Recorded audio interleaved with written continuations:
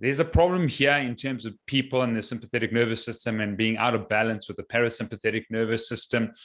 What would you say to South Africans other than empower yourself, inspire yourself through education? That's what your programs are. Your programs are incredible.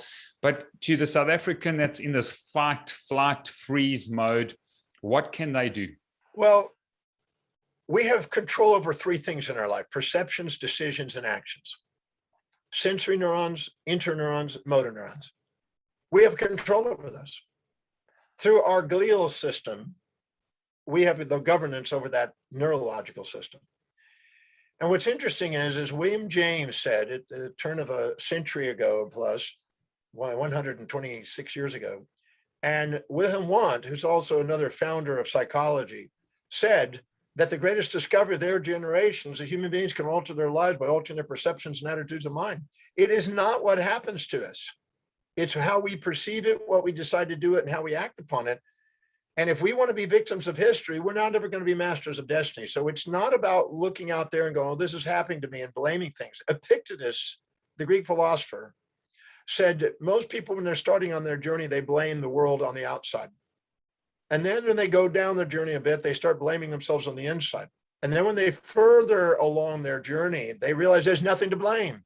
There's something to be grateful for, because the mastery of life is to be able to take no matter what happens and ask, how is it helping me fulfill my mission?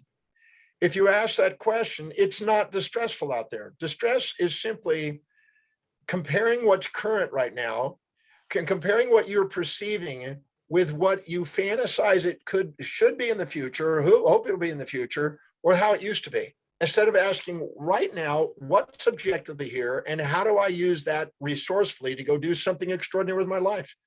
If you'll do that, because there are people out there that took the COVID and turned into massive business opportunity. I had the biggest year I ever had during COVID. And so it's nothing to do with out there. It's everything to do what you decide to do with out there. If you go out there and you turn things into opportunities and go and find out new niches and go and serve more people, right now, there's a way of doing that, even if it's online. Many people went and advanced their technological advancements. I sent out a letter March of 2020, right when we went into lockdown, and I sent out a letter to thousands of students around the world and got 17,000 responses back of what are all the blessings that are coming in right now. And I mean, they came in left and right, the blessings. I'm more with my family. I'm actually doing business from home. I'm getting to actually know what my kids are doing, and they're getting to interact. I'm eating more effectively. I'm starting to work out more because I'm sitting more in front of the Zoom. And they started to come up with those things. And I sent that out to other people. I said, this is blessings. If you choose to see more drawbacks and benefits, that's your choice. If you see more opportunities and drawbacks, that's your choice.